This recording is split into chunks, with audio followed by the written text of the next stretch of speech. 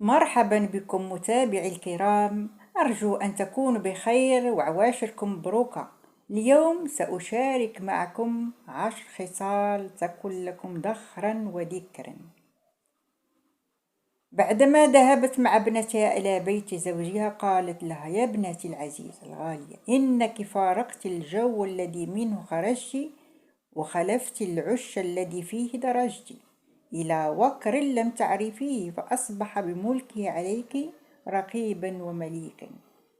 فهمست في أذنها بكلمات حاسمة وقاطعة، قالت لها: احملي عني 10 خصال تكن لك ذخرا وذكرا، إنها الوصايا التي تضمن لك زوجا ناجحا وموفقا. الزمي الصحبة له بالقناعة، والمعاشرة بحسن السمع والطاعة، والتعهد لموقع عينه، فلا تقع عيني منك على قبيح، ولا يشم منك إلا أطيب الريح. والكحل أحسن الحسن الموجود، والماء أطيب الطيب المفقود. والتعهد لوقت طعامه، والهدوء عند منامه، فإن حرارة الجو ملهبة، والاحتفاظ ببنيه وماله، ومراعاة حشم وعياله.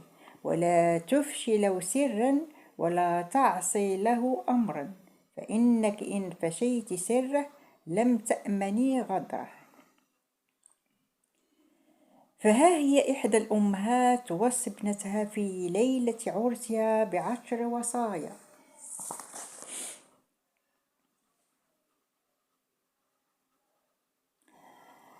كي تضمن حياة ناجحة وتصبح زوجة موفقة تستطيع إسعاد زوجها وكسب قلبه. فتقول: كوني كما كنت معه قبل الزواج، جميلة رقيقة محبة له، محافظة على المحاسن والصفات التي حببت فيك وجعلت يختارك زوجة له. ثانيا، حافظي على ابتسامتك وبشاشة وجهك معه دائما وأبدا، فإنه لا يقلق الزوج سوى الوجه العابس، ولا يجعله يكره المنزل سوى النكد والهم والغضب والشجار. لا تشعر زوجك بأنك أعلى منه شهادة، أو أكثر منه علما، أو خبرة في أي مجال، ولا تشعري بأهمية أهلك مقارنة بأهله، ولا تمدحي لزوجك رجلا آخر كي لا تثير غيرته دون مبرر. كذلك الطريق الأول لقلب الرجل معدته، فقدمي له دائما ما يحب من ألوان الطعام حتى لو لم تحبيها. والطريق الثاني لقلبه هو إنعاش حواسه وإرضاء رغباته والعمل على إمتاعه وإسعاده، فاسلك الطريقين معا في آن واحد. أطيعي زوجك واتركي له الكلمة العليا، لأنه هو المتحمل الأول المسؤولية أي خلل يحدث نتيجة قرار خاطئ اتخذه. احتفظي بهدوء أعصابك مهما حدث، واحذري أن تبدو منك حركات أو كلمات سوقية تمحو صورتك الجميلة التي وضعها في ذاكرتي حين اختارك زوجة له.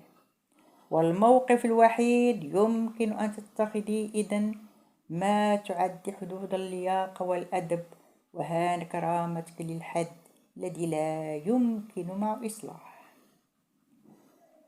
احفظي سر بيتك، ولا تخبري أحدا ما يحدث بينكما من خلاف، ولا تطلعي حتى أعز صديقاتك على خفايا زوجك ونقائصه.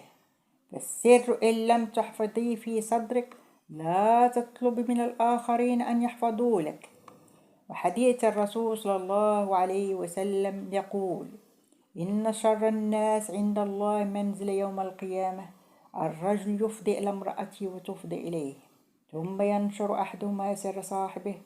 فلا تذكري لمخلوق شيئا مما يحدث أثناء علاقتكم الزوجية الخاصة جدا. لا تعاتبي زوجك، ولا تؤنبيه، ولا تحاولي نقده أو معارضته إن كان لديك رأي مخالف لرأيه، فاذكري له رأيك دون أن تعلني صراحة أن رأيه خاطئ وأن رأيك هو الصواب، فعندها سيتمسك برأيي حتى لو اقتنع بأنه خاطئ.